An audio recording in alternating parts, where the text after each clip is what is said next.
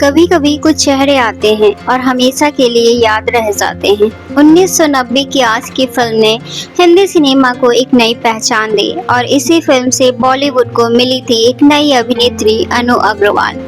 बड़ी आंखें, सादा चेहरा और मुस्कान एकदम मासूम सी, जिसने हर दिल को छू लिया। लेकिन उनकी जिंदगी सिर्फ फिल्मों की चमक तक सीमित नहीं रही।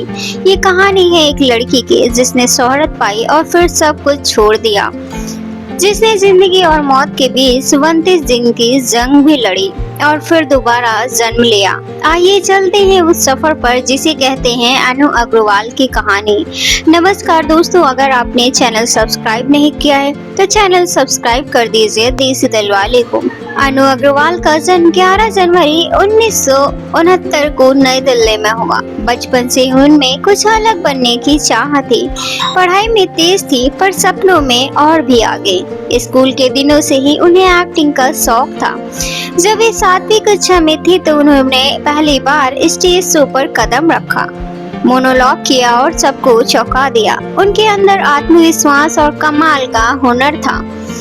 अनु ने थिएटर को अपनी जिंदगी बना लिया। नाटक लिखना, निर्देशन करना सब करने लगी और 9वीं कक्षा में उन्होंने एक नाटक का निर्देशन भी किया।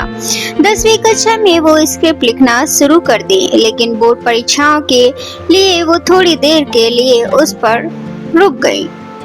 पढ़ाई के बेहद होशियार होने के बावजूद उन्होंने दिल्ली विश्वविद्यालय समाजशास्त्र की पढ़ाई की। यहाँ भी उन्होंने प्रतिभा साबित की और गोल्ड मेडलिस्ट बने। यानी पढ़ाई और एक्टिंग दोनों में ही अनु अग्रवाल अव्वल रहे हैं।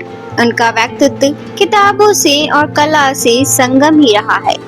पढ़ाई पूरी करने के बाद अनु के सामने 2 रास्ते थे, एक पारंपरिक नौकरी और दूसरा सपनों की उड़ान। उन्होंने चुना दूसरा रास्ता, मॉडलिंग की दुनिया में कदम रखा। कैमरे के सामने आते ही उनकी मासूमियत, आत्मविश्वास ने सबको अपना दीवाना बना दिया और धीरे धीरे वो विज़न की दुनिया में आ गई। और साल आया 1988। उन्होंने टीवी का पहला कदम रखा और यहीं से शुरू हुआ इसी बहाने सीरियल से उनका एक्टिंग का एक असली यात्रा। 1988 में इसी बहाने से उन्हें पहचान मिले। लेकिन अनु के सपने भी इससे बड़े और चमकना चाहती थी। वह साल आया 1990। महेश भट्ट बना रहे थे संगीतमय फिल्म, नाम था आशिकी। इसी फिल्म के लिए उन्हें चुना गया। अनु अग्रवाल और राहुल रॉय को दोनों नए चेहरे थे, लेकिन दोनों की मासूमियत इस फिल्म की असली ताकत थी। आशिकी की कहानी सीधी सादी थी, लेकिन इसके गाने आज भी लोगों के दिलों में बसते हैं। धीरे धीरे से मेरी जिंदगी में आना, नजर के सामने, अब तेरे बिन, इन गानों ने आशिकी को अमर बना दिया। फिल्म रिलीज हुई और हिट भी हो गई। अनु अग्रवाल रातों रात स्टार बन गई। उनकी मासूम आंखें, सादगी भरी अभिनय ने सबका दिल जीत लिया। भारत ही नहीं, विदेशों में भी अनु के दीवाने हो गए। मीडिया ने उन्हें आशिकी गर्ल नाम कह दिया। उस दौर में हर घर और हर गली में आशिकी के गाने गूंज रहे थे। फिल्म की सफलता से अनु को इंडस्ट्री के लाइमलाइट में ला दिया। अचानक ही उनके पास फिल्मों के ढेरों ऑफर आने लगे, लेकिन अनु अलग थी। वो सिर्फ ग्लैमर के लिए नहीं बल्कि अपने तरीके से काम करना चाहती थी। उन्हें चुनना चाहती थी सही फिल्मों को। अगले कदम में उन्होंने लगभग 1991 से लेकर 92 तक कई मैगजीन्स कवर्स में दिखाई गई। फैशन, सादगी दोनों मिला जुला रूप थी।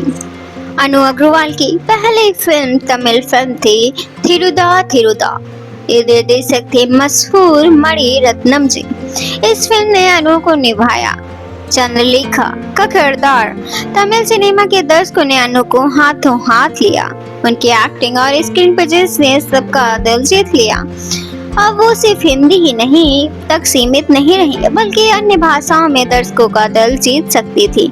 फिर क्या, इसी साल अनु ने फिल्म राजा चाचा में काम किया। उनका किरदार था फेनी फर्नांडो का। यह फिल्म भले ही हिट न हो पाई, लेकिन अनु के किरदारों की विविधता ने सबको हैरान कर दिया। वो सिर्फ रोमांटिक हीरोइन नहीं थी, बल्कि तरह तरह के रोल निभाने की क्षमता रखती थी। खलनायिका के बाद अब अनु नॉमिनेशन ने उन्हें एक्टिंग में नई पहचान दी। अब डायरेक्टर प्रोड्यूसर अनु को सीरियस रोल्स देने लगे। उनका नाम लगातार चर्चा में रहने लगा। फिर साल आया 1994। बादल का राजा। यह एक शॉर्ट फिल्म थी। इसमें उन्होंने निभाया था राजकुमारी कुरंगी का किरदार। खास बात ये थी कि ये फिल्म कांस फेस्टिवल में दिखाई गई, यानी अनु का काम सिर्फ कॉमर्शियल सिनेमा तक नहीं रहा, बल्कि आर्ट और इंटरनेशनल सिनेमा भी उन्हें सराहा गया। फिर क्या साल आया 1995। अनु अग्रवाल ने फिर एक बड़े पर्दे पर लौटी फिल्म थी जन कुंडली। इसमें उनका रोल था किरण एम प्रसाद। अनु ने एक बार फिर से दर्शकों को एक्टिंग से प्रभावित किया और इसी साल फिल्म राम शास्त्र में भी नजर आई। यहाँ उन्होंने भी बड़े पर्दे पर नहीं बल्कि एक गाने लव मशीन में स्पेशल अपीयरेंस दी, लेकिन उनकी स्क्रीन प्रेजेंस इतनी मजबूत थी कि गाने में उनकी झलक याद रही। इसी तरीके से अनु अग्रवाल का करियर मोड़ लेता रहा। 1990 से 1996 तक रोमांस, थ्रिलर, आर्ट फिल्म सभी फिल्मों में वो टिकने लगी। लेकिन 1997 आते आते अनु ने फिल्मों से दूरी बनानी शुरू कर दी। वो बिहार स्कूल ऑफ योग में साधना कर रही थी। मन को शांति मिली और जीवन में सुकून। लेकिन 1999 में किस्मत ने उनके साथ कुछ और लिख लिया था। उस साल अनु मुंबई लौटे। मकसद था अपना सामान पैक करना और फिर योग के मार्ग पर आगे बढ़ना, लेकिन जिंदगी को कुछ और ही मंजूर था। 1999 की एक रात अनु कार से सफर कर रही थी और अचानक उनकी गाड़ी का भीषण एक्सीडेंट हो गया।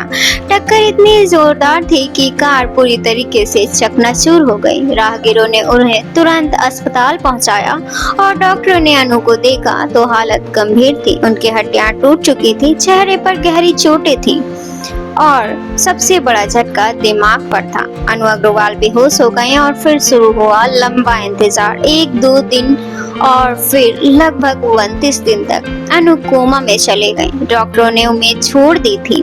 परिवार दुआ कर रहा था। फैंस को खबर लगी तो सब हैरान रह गए। वो अनु जिसने पूरी दुनिया आशिकी गर्ल के नाम से जानती थी, अब जिंदगी और मौत के बीच जूझ रही थी। 29 दिन बाद आखिरकार अनु की आंखें खुली और सब कुछ अजनबी था। उन्हें अब पुराना वाला जीवन याद नहीं था। परिवार, दोस्त, फिल्में, सब कुछ धुंधला हो चुका था। वो नई बच्ची की तरह थी जिसे फिर से सब सीखना था, बोलना था, चलना था। अस्पताल से आने के बाद अनु की मुश्किलें खत्म नहीं हुए। उन्हें दोबारा खड़ा करना था। धीरे धीरे उन्होंने बोलना सीखा, चलना सीखा और दुनिया को फिर से पहचानना सीखा।